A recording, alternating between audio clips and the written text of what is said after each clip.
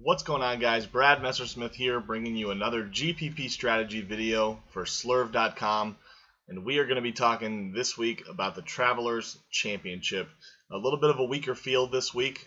We've got some of the kind of mid-range top guys in the field, but then it drops off quite a bit. Pricing seems to be a bit soft this week. There's a lot of value down low. So I'm probably going to be taking kind of a stars and scrubs approach and sprinkling on some of the guys down low. I'm going to be taking more players than I typically do, and I'll probably be taking quite a few guys under 6K or more so than I typically do. So something to think about. I think if you only pick kind of mid-range salary guys, it's a good way to be a bit contrarian and make your lineups unique. So definitely some interesting lineup construction to take into account for this week's tournament. So let's go ahead and get right into it. First guy I want to talk about is Bubba Watson at 12,300. Obviously, he's got incredible course history, best course history in the field. He's the defending championship. I would think that his ownership is going to be extremely high. I'm going to expect him to be roughly 30%, but I very easily could see that number go over. I think that that number going over is very possible. So something to be considering. I'm going to be watching that ownership number and kind of evaluating what I think that ownership number is going to be, and then kind of considering whether or not I want to be fading Bubba Watson this week. Really hard to make a case for fading him, obviously, with his course history and course fit. It's really difficult to make too much of a strong case for fading him other than the ownership percentage. Next, I want to talk about Matt Kuchar at 10,600. You heard it on the Pat Mayo show. Matt Kuchar has had a top 9 or better finish in every Pete Dye design course all year, including redesigned courses, which we have this week. He definitely plays down in majors. He kind of tends to underperform in majors. Last week he burned quite a few people. I was not on him because of that kind of major tidbit there. But he did burn quite a few people, so hopefully his ownership will be a little bit lower. I think people are realizing that he just doesn't play well in majors, and they're ready to get back on him in a weaker field. So, but he should have a really high floor for cash as well. I think, in this type of event, Matt Kuchar seems like a lock every week for a top 10. You see it in his form all year, basically.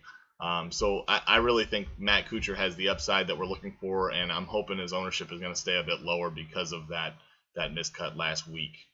Jon Rahm at 9,800 is probably my favorite golfer in the field. I really like his price tag here. I think most people are going to say that he is overpriced, but when you look at his Vegas odds to win, he is actually underpriced. Based on my pricing projections using the Vegas odds, he should be coming in at around 10,500. We see him at 9,800. So I think, even though it's kind of not a popular opinion, I think we're getting a bit of a discount with Jon Rahm, which I really like. And I mentioned it in my article, but Jon Rahm's stats are impeccable. If you look at his stats and you compare them to the PGA Tour ranks, if he were ranked, he would be first in strokes gained putting and strokes gained total, second in strokes gained around the green, and second in strokes gained off the tee. Obviously, you don't get those kind of numbers if you're not a really great golfer. This is through 8 measured rounds. So we're not talking about. We're talking about a small sample size, but we're not talking about 1 or 2 rounds. We're talking about 2 full events. With those kind of numbers, and with those numbers, I think he definitely has winning upside in this field. One other thing I do want to mention, I don't necessarily love Paul Casey this week. I probably won't be playing him anyways, but Paul Casey did come out on Twitter. He put a photo of his toe out there, which appears to be very bruised. He's saying it's not broken, but certainly his toe has some issues, so something to be thinking about with Paul Casey. Sounds like most likely he'll start, but depending on which toe it is, he could have a lot less power, could affect his swing, so something to be monitoring as the week goes on. Bryson DeChambeau at 7,200. I think we've seen his ownership dip quite a bit. He started out for part of the year being very popular. but his ownership has slowly come down along with his price. Obviously his tee to green game is really elite.